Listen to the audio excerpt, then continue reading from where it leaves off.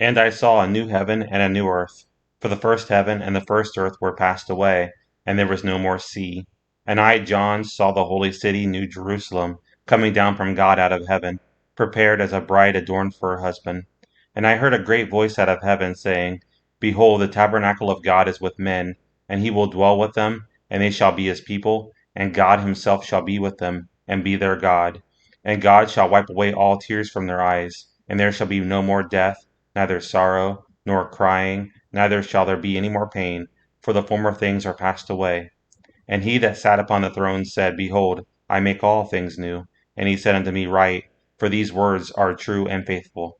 And he said unto me, It is done. I am Alpha and Omega, the beginning and the end. I will give unto him that is athirst of the fountain of the water of life freely. He that overcometh shall inherit all things, and I will be his God, and he shall be my son.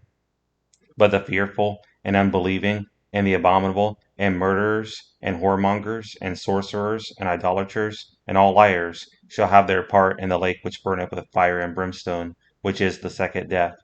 And there came unto me one of the seven angels which had the seven vials full of the seven last plagues, and talked with me, saying, Come hither, I will show thee the bride, the Lamb's wife. And he carried me away in the Spirit to a great and high mountain, and showed me that great city, the holy Jerusalem, descending out of heaven from God, having the glory of God, and her light was like unto a stone most precious, even like a jasper stone, clear as crystal, and had a wall great and high, and had 12 gates, and at the gates 12 angels, and names written thereon, which are the names of the 12 tribes of the children of Israel. On the east 3 gates, on the north 3 gates, on the south 3 gates, and on the west 3 gates. And the wall of the city had 12 foundations, and in them the names of the 12 apostles of the Lamb. And he that talked with me had a golden reed to measure the city, and the gates thereof, and the wall thereof. And the city lieth foursquare, and the length is as large as the breadth. And he measured the city with the reed, 12,000 furlongs. The length and the breadth and the height of it are equal. And he measured the wall thereof, 144 cubits, according to the measure of a man, that is, of the angel. And the building of the wall of it was of jasper, and the city was pure gold like unto clear glass.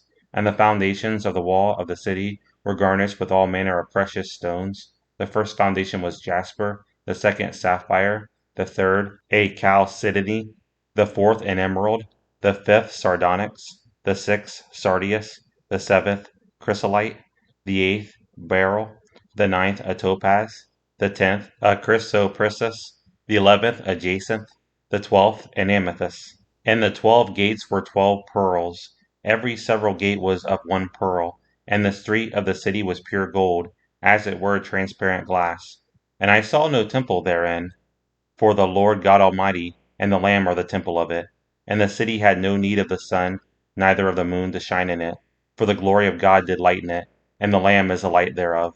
And the nations of them which are saved shall walk in the light of it, and the kings of the earth do bring their glory and honor into it. And the gates of it shall not be shut at all by day, for there shall be no night there. And they shall bring the glory and honor of the nations into it, and there shall in no wise enter into it anything that defileth, neither whatsoever worketh abomination, or maketh a lie, but they which are written in the Lamb's book of life.